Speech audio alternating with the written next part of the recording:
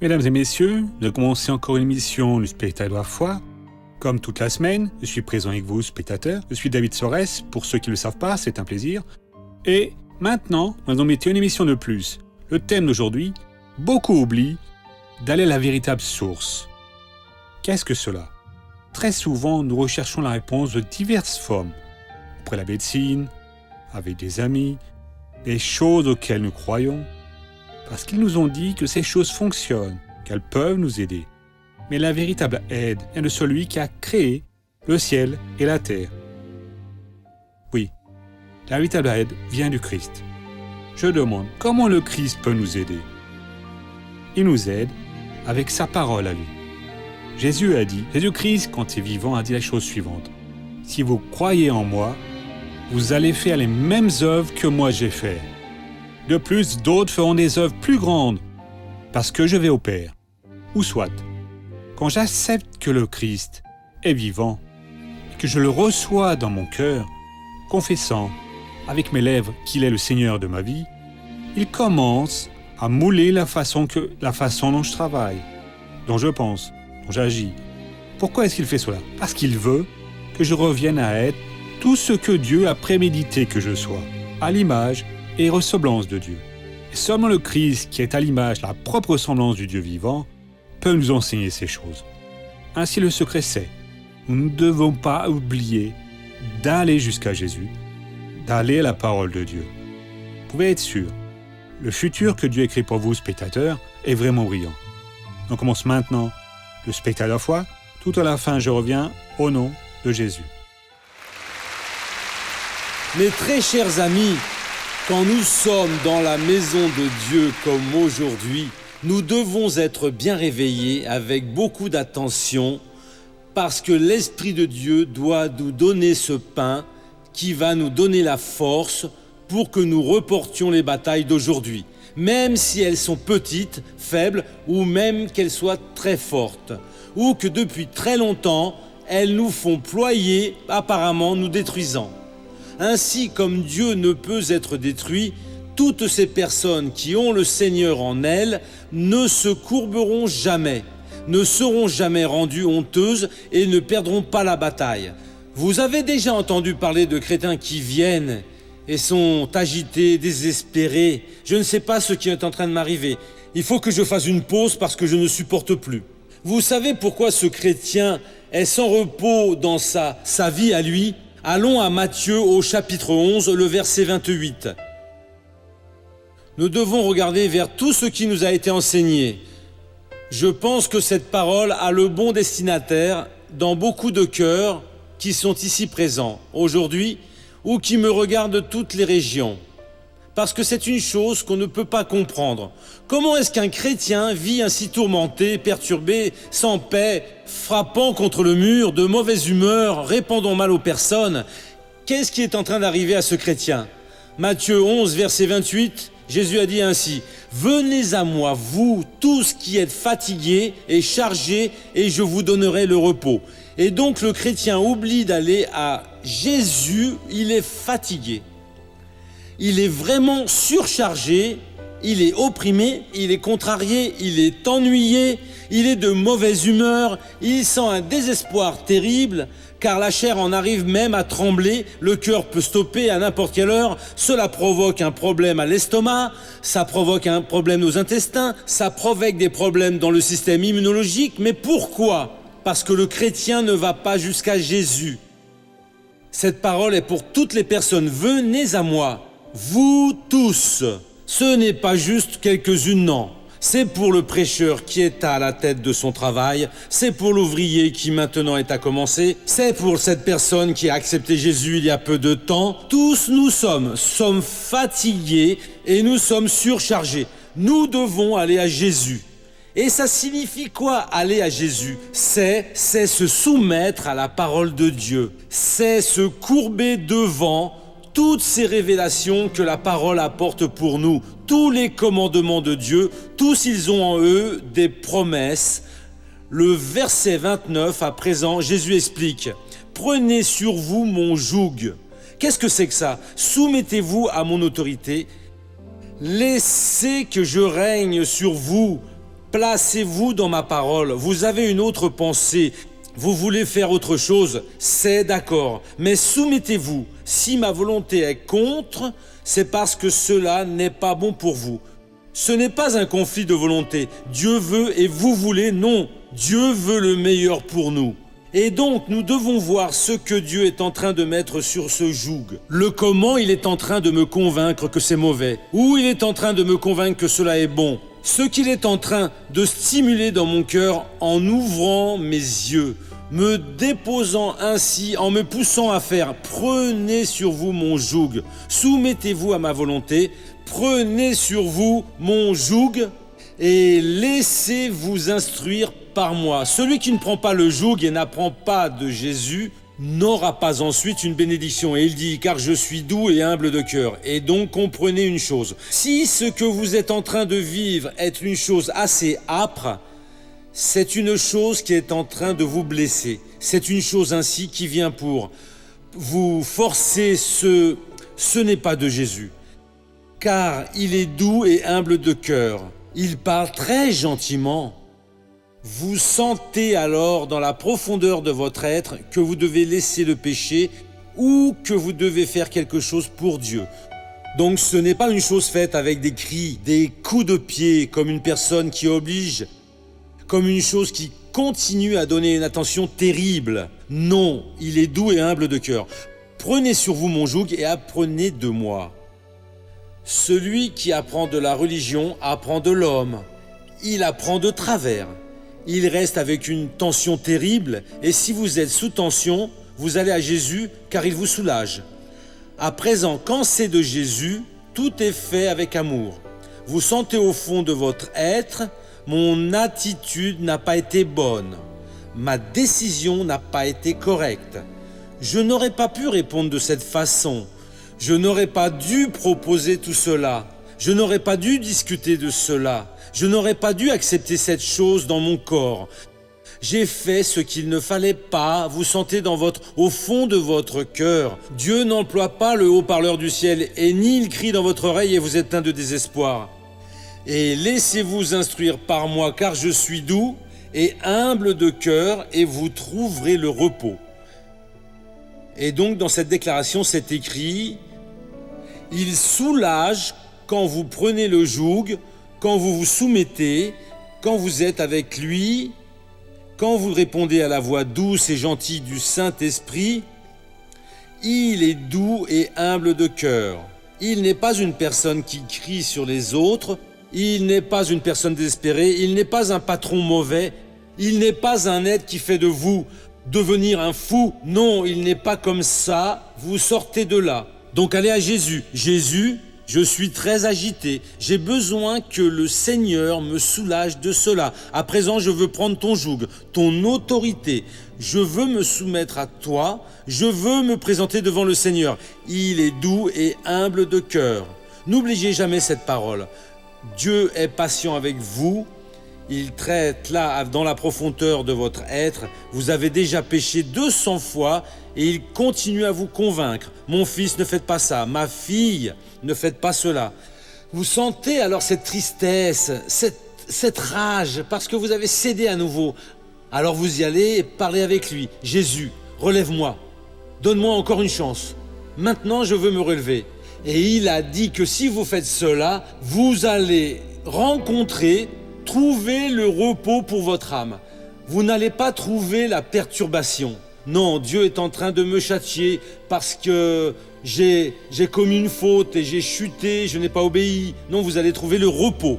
Il veut, avec cette paix, vous remettre sur le bon chemin. Le problème, très souvent, c'est que nous voulons imiter ce qu'enseignent les religions à leurs adeptes. Ça n'a rien à voir avec la parole de Dieu. La parole de Dieu n'a besoin d'aucune aide, d'aucune religion. Les hommes inventent certains codes de comportement, parfois même avec de bonnes intentions, pour pouvoir aider les personnes, pour pouvoir maintenir une société. Il le faut, mais oubliez donc tout cela. Nous avons quelque chose de mieux. Donc nous sommes orientés à nous soumettre à la volonté du Seigneur et il dit « Ouvrez les yeux, je suis doux et humble de cœur. Je ne suis pas un dictateur, je ne suis pas avec un fouet à la main, je ne suis pas avec une fourberie dans la main, non, je suis avec une parole amie. Je vais toucher dans votre esprit, là au fond de votre être. Vous allez sentir cette direction, comme est-ce que je veux que vous agissiez. Et en faisant cela, vous allez trouver le repos pour votre âme. Quand nous nous soumettons à Dieu, mon frère, il y a un changement complet. Et quand nous ne nous soumettons pas, nous sommes en train de faire ce que nous pensons qui est correct. C'est dans Isaïe chapitre 55, les versets 8 et 9. Le Saint-Esprit dit ici « Car mes pensées ne sont pas vos pensées. Et donc ce n'est pas ce que votre cerveau pense que vous devez faire. C'est ce que votre cœur ressent. C'est dedans qu'il parle. On est dans l'œuvre de Dieu et commence à penser « je vais faire cela car je veux faire plaisir à Dieu ». Non. Vous, en lisant la parole, en écoutant le prêche, votre cœur va s'illuminer. Et alors oui, vous prenez les décisions bonnes. Et il s'illumine toujours, n'oubliez jamais qu'il est doux et humble de cœur. Et donc, tout ce que vous pensez, je vais faire, ce n'est pas ce que Dieu désire pour vous. Car mes pensées ne sont pas vos pensées. Nous avons une manière de penser pour pouvoir améliorer la chose à faire. Non. Je vais prier, je vais mettre cela devant Dieu et je vais attendre dans le Seigneur. Plus tôt ou plus tard, la parole vous est révélée et rendue vivante pour vous. Et si c'est fait, ne perdez pas. Dieu l'a déjà dit, n'a pas besoin de le redire. Ainsi, vous avez déjà compris ce que Dieu veut par la parole. Tout ce que vous pensez n'est pas tout ce qu'il veut que vous pensez. Ce que Dieu est en train de penser, il le révèle à votre cœur. Car mes pensées ne sont pas vos pensées, vos voix ne sont pas mes voix, dit le Seigneur. L'homme a l'habitude d'être malin. Il passe devant tout le monde, il pressionne ici, il pressionne là, pour pouvoir rester avec le meilleur, la plus grosse part du gâteau. Ce n'est pas ainsi que Dieu fait. Dieu nous parle par la parole de Dieu, il n'a nullement besoin de notre malice. Autant le ciel est élevé au-dessus de la terre, autant mes voix sont élevées au-dessus de vos voix et mes pensées au-dessus de vos pensées. Donc, que va-t-on faire? On va laisser la parole nous diriger. Il dirige d'une manière douce et humble. C'est sa manière à lui, son cœur à lui est ainsi. Jamais avec un fouet, jamais avec un bâton, jamais avec des coups. Mon Dieu m'a obligé à faire. Il n'a pas obligé. Dieu vous révèle, il va là au fond de votre cœur. Cela, c'est le commandement le plus puissant qu'il est. Ensuite vient cette direction qui vient par la prêche, par la parole, la lecture, la méditation de la parole. Cela a tout le pouvoir de Dieu pour faire la grande révolution dans votre vie. Mais il ne crie pas. Il n'emploie pas de fouet. Il ne reste pas à vous enfoncer un bâton, vous transperçant, comme l'on fait parfois avec le bétail. Vous êtes une personne qui sent cela au fond de votre esprit. Il est doux et humble de cœur. Mais cela ici a le pouvoir de faire tous les changements. Celui qui vient en criant, en parlant fort, vous poussant, ce n'est pas ce que Dieu veut pour vous. Ce n'est pas de Dieu et ce ne va pas fonctionner. Quand nous tous prenons le joug du Seigneur, nous faisons exactement comme Jésus faisait. Là, aux Hébreux, au chapitre 5, le verset 8, « Tout fils qu'il était, il a appris l'obéissance parce qu'il a souffert. » Celui qui est pressé dit, en effet missionnaire, il a souffert. Quand est-ce qu'il est écrit que Jésus a alors été fouetté par Dieu, que le Seigneur Jésus a été poussé par le Seigneur Dieu, que Dieu lui a crié dessus? Jamais. Là, au fond de son esprit, Dieu montrait tout ce qu'il devait faire pour parvenir à faire la volonté du Seigneur. Il est venu comme homme, il se soumettait et alors Dieu l'utilisait. Je vous parle, vous qui êtes agités, pensant que c'est Dieu qui est en train de faire cela. Vous avez même été inconvenant avec quelques personnes. Vous n'avez pas la paix. Vous n'êtes pas sous le joug de Jésus. Il y a des personnes qui sont des ouvriers de Dieu, membres de l'Église, dans un état nerveux terrible. C'est Dieu qui me provoque cela. Non, il est humble et doux de cœur. Et lorsque vous apprenez cela, vous allez trouver le repos. Et pour ces choses que vous êtes en train de souffrir, que vous êtes en train d'affronter, pour ces luttes que Dieu a permis, vous allez faire comme Jésus a fait. Il a bien appris qu'il était le Fils, il a appris par l'obéissance. Donc, ce n'est pas par les coups de fouet qu'il a reçu, non. Dieu lui a fait passer des crises et il a obéi aux directions de Dieu. Il n'a pas fait ce qui était dans ses pensées à lui, mais il a fait ce que le Père a déposé dans son cœur, et alors il a obtenu le succès. Il a passé la matière, il a passé l'épreuve, il en est sorti victorieux. Aujourd'hui, vous êtes agités, les choses sont bien difficiles pour vous. Je vais prendre le joug de Jésus. Je vais faire une pause, je vais prier, déposer tout cela devant le Seigneur, il va parler à mon cœur. S'il avait besoin de crier, de donner des coups de pied, et si vous êtes en train de faire cela, cessez. Ce n'est pas un esprit chrétien, c'est votre esprit qui ne parvient pas à faire la volonté de Dieu. Et vous savez quand il va le faire? Jamais. Vous devez transformer votre esprit par la rénovation de votre compréhension. Comment je vais faire ça? En prenant le joug de Jésus, en apprenant à être dirigé par lui. Et quand vient la direction, quand est-ce qu'il parle? Quand la parole est prêchée. Comme cela s'est maintenant produit pour beaucoup de gens qui étaient agités pensant que c'est Dieu en obéissant. Vous rencontrez le repos pour votre âme quand vous prenez le joug. Mais il a laissé cela bien clair. Je suis doux et humble de cœur. Je ne suis pas méchant, non. Je ne donne pas de coups de fouet à personne, non. Je suis ici pour vous aider. Dieu est ici pour vous aider. Il est de votre côté et il va faire de vous une bénédiction. Allons au feuilleton de la vie réelle.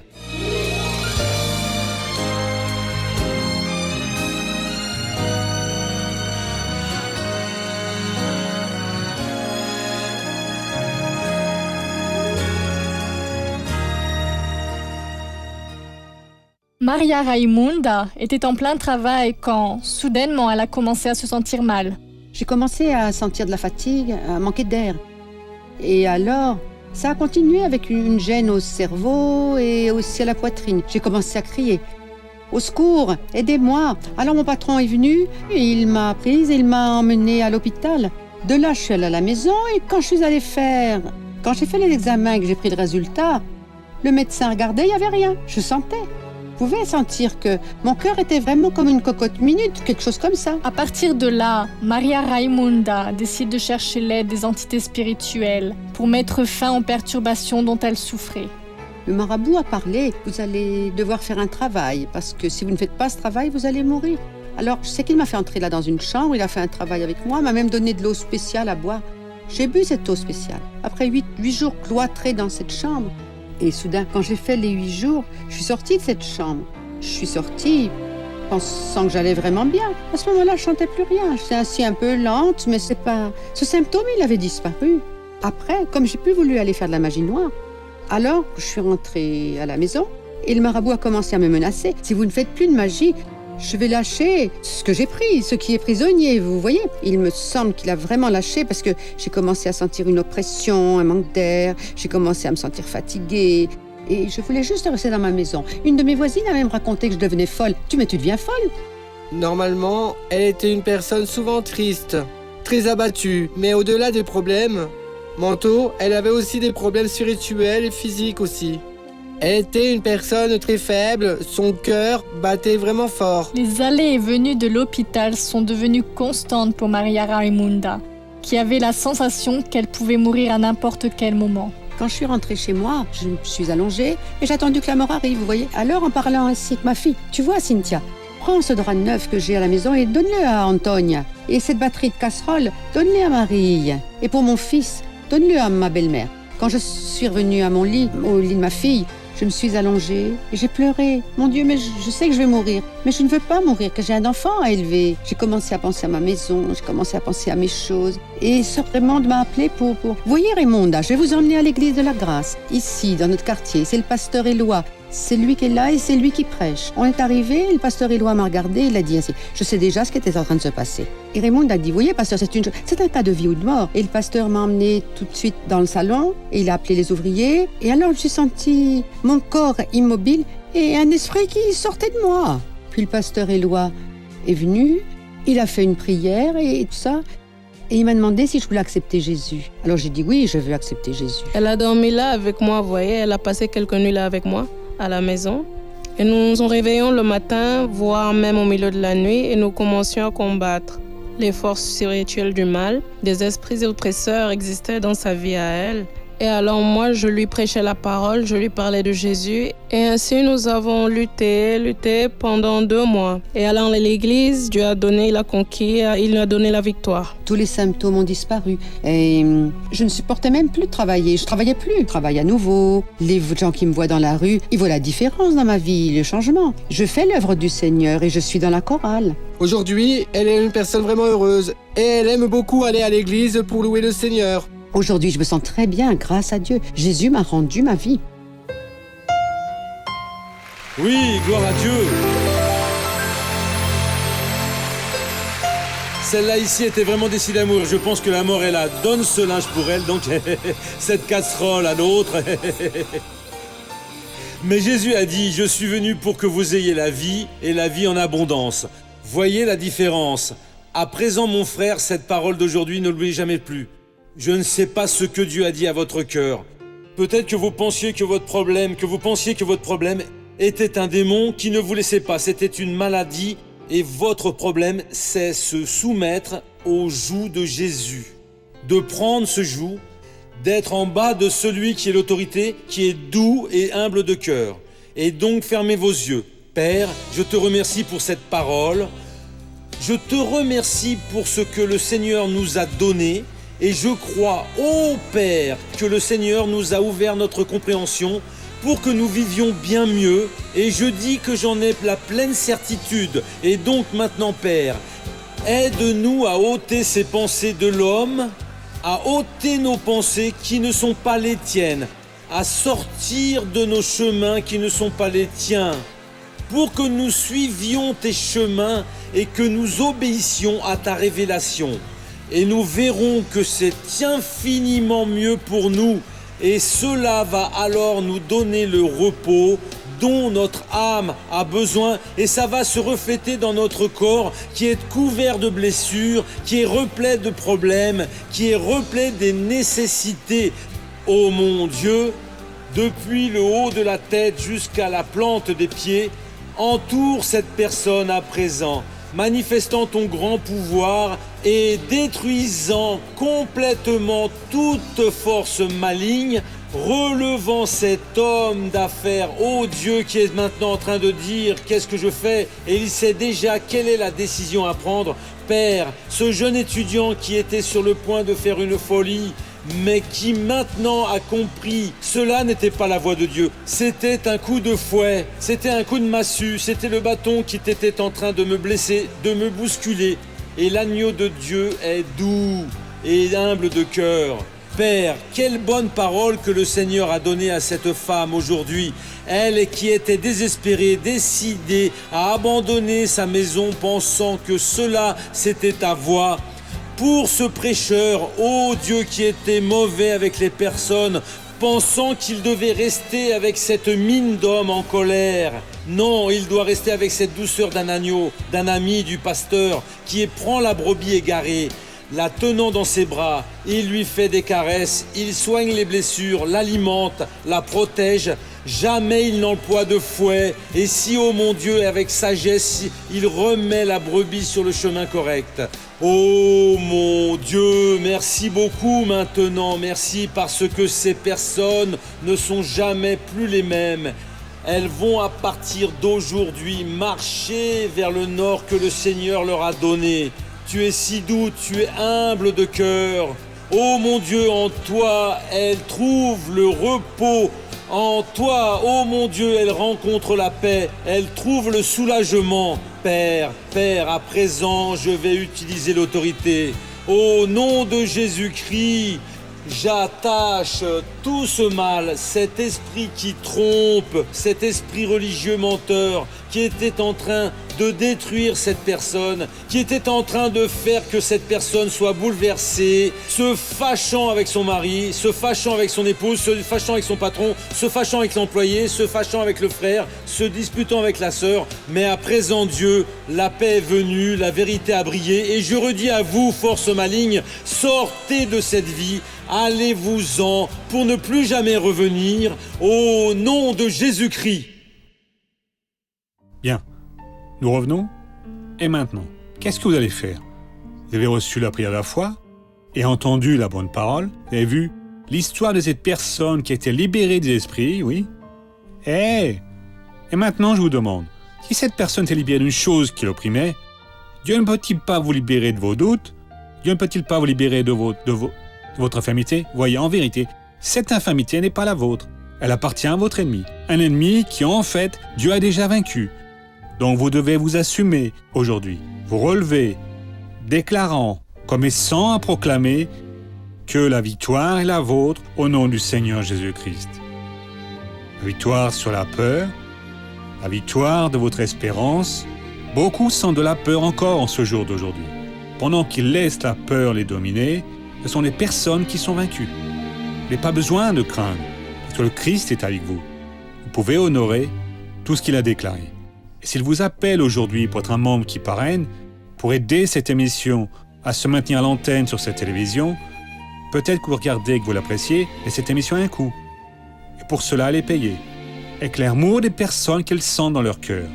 La mission de Dieu n'est pas achetée, elle est bien gratuite. Et Dieu convoque un groupe de personnes, lesquelles nous appelons le membre qui parraine, pour maintenir cette émission à l'écran. Et si vous, monsieur, ou vous, madame, êtes l'un d'eux, appelez maintenant ce numéro. Maintenant, en ce moment, appelez, parlez qu'une de nos standardistes et dites « Voyez, je veux réellement devenir un parrain du spectacle de la foi. » Et vous allez recevoir les instructions, comment vous devez agir, et pouvez en être sûr. Dieu commence une œuvre, il va vous aider, il va vous donner des instruments, et alors vous allez être bénis au nom du Seigneur Jésus. Tout va bien? Nous sommes arrivés aux secondes finales de cette belle émission. J'ai l'entière certitude que vous allez être grandement bénis, vraiment heureux, parce que Dieu voit le potentiel en vous pour faire la différence. Et celui qui croit en lui, jamais ne sera laissé de côté. Restez tous avec Dieu, et nous revenons à la prochaine opportunité, et à bientôt.